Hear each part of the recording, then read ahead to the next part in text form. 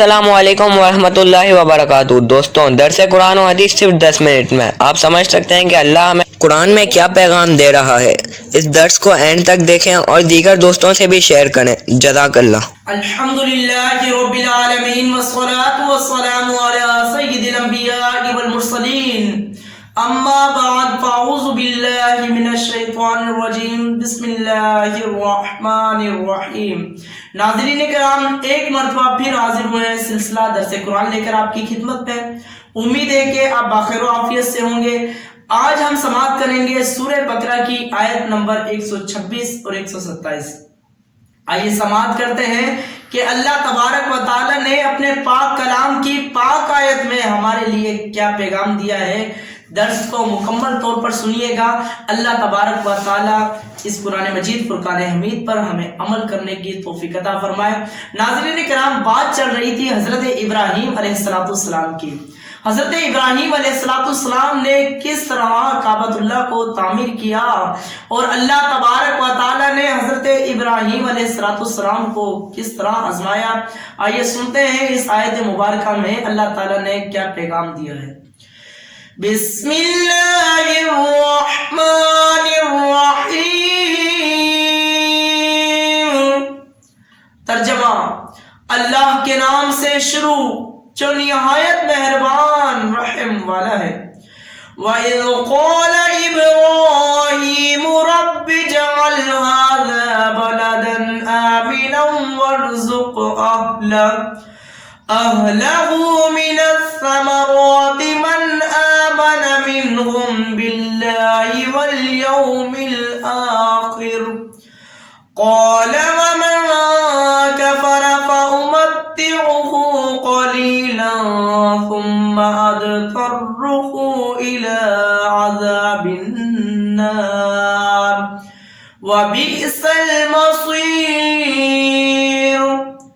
ترجمہ: اور یاد کرو جب ابراہیم نے عرض کی، اے میرے رب، اس شہر کو امن والا بنا دے اور اس میں رہنے والے جو اللہ اور آخرت کے دن پر ایمان رکھتے ہیں انہیں مختلف پھلوں اور رزق عطا فرما۔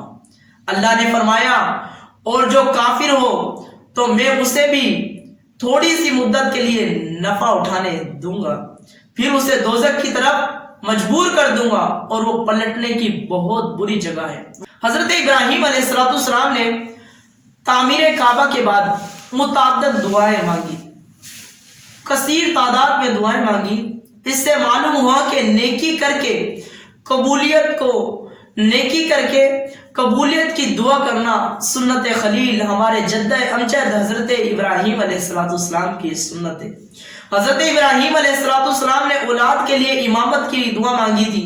فرمایا تھا کہ ظالموں کو نہیں ملے گی، اس لیے کہ حضرت ابراہیم علیہ السلام نے بعد میں جب یہ دعا کی تو اس میں مومنین کو خاص فرمایا کہ مومنین کو رزق دے، اور یہی ادب کا تقاضا ہے کہ اللہ تعالیٰ نے کرم کیا، دعا قبول فرمائی، ارشاد فرمایا کہ رزق سب کو دیا جائے گا، مومن بھی ہو کافر بھی ہو سب کو رزق، لیکن کافر کا رزق تھوڑا ہے، یعنی صرف دنیاوی زندگی میں اسے ملے گا۔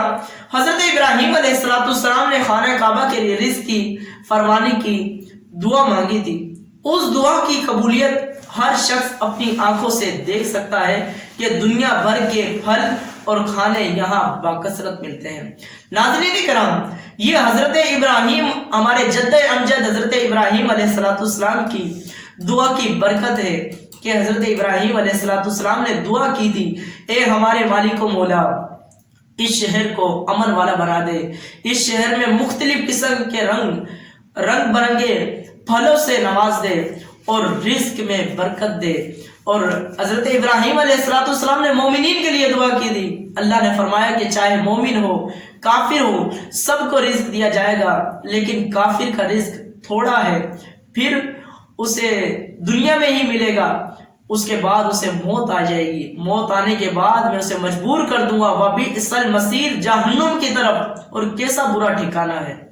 تو بالکل حضرت ابراہیم علیہ السلام نے بہت ساری دعائیں مانگی تھی، اور حضرت ابراہیم علیہ السلام کی کتنی ایسی نشانیاں ہیں جو ہم کرتے ہیں۔ حضرت ابراہیم علیہ السلام نے ایک اور دعا مانگی تھی، اس کے بعد تفصیل بتاتا ہوں وہ دعا کون سی تھی۔ آئیے سنتے ہیں آیت نمبر 127 میں۔ وَإِذْ يَرْفَعُ إِبْرَاهِيمُ الْقَوَاعِدَ مِنَ الْبَيْتِ وَإِسْمَاعِيلُ رَبَّنَا تَقَبَّلْ مِنَّا إِنَّكَ أَنْتَ السَّمِيعُ الْعَلِيمُ۔ ترجمہ، اور جب ابراہیم اور اسماعیل اس گھر کی بنیاد بلند کر رہے تھے، یہ دعا کرتے ہوئے، اے ہمارے رب ہم سے قبول فرما، بے شک تو ہی سننے والا اور جاننے والا ہے۔ وَإِذْ يَرْفَعُ، اور جب بلند کر رہے تھے، ارفع کا معنی ہی بلند کرنا ہے۔ پہلی مرتبہ خانہ کعبہ کی بنیاد حضرت آدم علیہ السلام نے رکھی، اور طوفان نوح کے بعد پھر حضرت ابراہیم علیہ السلام نے اسی بنیاد پر کعبۃ اللہ کو تعمیر فرمایا۔ یہ تعمیر خاص آپ علیہ السلام کے دست مبارک سے ہوئی تھی۔ اس کے لیے پتھر اٹھا کر لانے کی خدمت و سعادت آپ کے شہزادے عظیم حضرت اسماعیل ذبیح اللہ علیہ نبی علیہ السلام کو میسر ہوئی۔ دونوں حضرات نے اس وقت یہ دعا کی، یا رب عز و جل ہماری یہ طاعت، یہ فرما برداری، یہ خدمت قبول فرما۔ علامہ قسطلانی رحمۃ اللہ تعالیٰ نے بخاری کی شرح میں تحریر فرمایا کہ خانہ کعبہ کی تعمیر 10 مرتبہ کی گئی ہے۔ اسے نقل کرنے کے بعد علامہ سلیمان جمل رحمۃ اللہ تعالیٰ نے فرماتے ہیں کہ 139 ہجری کے بعد بھی بعض بادشاہوں نے تعمیر کعبہ کی، جیسا کہ اسے بعض تاریخ دانوں نے نقل کیا ہے۔ مسجد تعمیر کرنا اعلیٰ عبادت ہے۔ اس سے معلوم ہوا کہ مسجدوں کی تعمیر نہایت اعلیٰ عبادت اور انبیاء کرام کی سنت ہے۔ صحیح بخاری میں ہے کہ حضور پر نور صلی اللہ تعالیٰ علیہ وسلم نے مسجد نبوی شریف کی تعمیر میں بذات خود حصہ ملایا۔ جانے کائنات صلی اللہ تعالیٰ علیہ وسلم نے خود حصہ بھی ملایا اور اس کی ترکیب بھی دلائی۔ اور مسجد کے حوالے سے ناظرین کرام بالکل اسی طرح ہے کہ فرمایا جس نے اللہ کے گھر کو بنایا وہ تیتر کے گھر کے برابر ہو، گھونسلے کے برابر ہو۔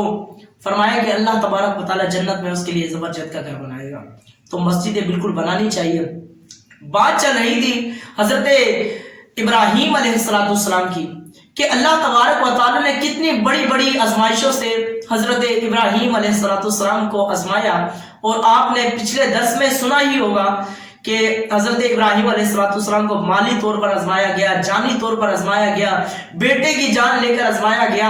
اور آج جو ہے حضرت ابراہیم علیہ السلام کی سنت کو ہم اپناتے ہیں، مینا میں جاتے ہیں تو حضرت ابراہیم علیہ السلام کی سنت کو اپناتے ہیں، کعبے کا طواف کرتے ہیں تو حضرت ابراہیم کا طریقہ ہے کہ 7 چکر لگانے کے بعد کعبۃ اللہ کو تعمیر کرنے کے بعد تو آپ نے 7 چکر لگائے، 7 چکر لگائے اس گھر سے کہ کعبۃ اللہ اپنی جگہ ٹھیک بن گیا نا۔ لیکن حضرت ابراہیم علیہ السلام نے 7 چکر لگائے اور پوچھنے لگے مالک اب کیا ہونے والا ہے؟ کہا کہ ابراہیم جو تو نے کیا، کہا کہ مالک میں تو ویسے ہی گما تھا، کہا کہ جس ادائے محبت پہ تو گما ہے قیامت تک آنے والے لوگوں کو ایسے ہی گماتا رہوں گا۔ تو اس طرح حضرت ابراہیم علیہ السلام اور اس طرح انبیاء کرام کے طور طریقے کو اسلام کے اندر، شریعت کے اندر ان چیزوں کو باقی رکھا گیا ہے۔ جو اللہ اور اس کے رسول کے کاموں میں لگ جاتا ہے، اللہ اس کے کاموں میں لگ جاتا ہے اور اس کی چیزیں، اس کی یادیں اسلام کے اندر باقی رہتی ہیں۔ ایک مثال دیتا ہوں کہ حضرت جس طرح ہم مغرب کی نماز پڑھتے ہیں، مغرب کی نماز بالکل عام نمازوں سے مختلف ہے۔ جس طرح فجر کی 2 ہے، ظہر کی 4 ہے، عصر کی 4 ہے، مغرب کی 3 کیوں ہے؟ یعنی بالکل ہی الگ ہے نا، یا تو 4 ہونی چاہیے تھی یا 2 ہونی چاہیے تھی، 3 والا طریقہ نہیں سمجھ میں آتا کہ یہ کس طرح ہے۔ حضرت داؤد علیہ نبی علیہ السلام نے سب سے پہلے مغرب کی نماز ادا کی۔ حضرت داؤد علیہ السلام نے مغرب کی نماز ادا کرنے کی غرض سے نیت باندھی۔ حضرت داؤد علیہ السلام نے نیت باندھنے کے بعد پہلی رکعت اور دوسری رکعت کے بعد اتحیات کر کے تیسری رکعت کے لیے کھڑے ہوئے اور تیسری رکعت پڑھ کر سلام پھیر دیا۔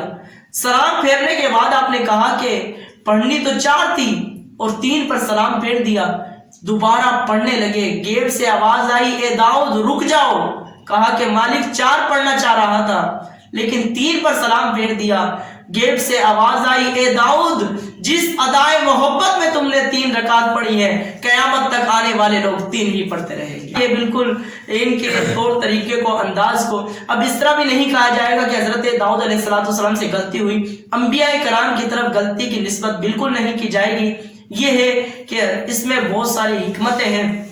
جس طرح حضرت آدم علیہ السلام کو جنت سے نکال دیا، یہ نہیں کہیں گے کہ غلطی ہو گئی ہے، یہ کہہ سکتے ہیں لغزش ہوئی ہے۔ اللہ تعالیٰ سے دعا ہے کہ اللہ تعالیٰ ہمیں سمجھنے کی توفیق عطا فرمائے۔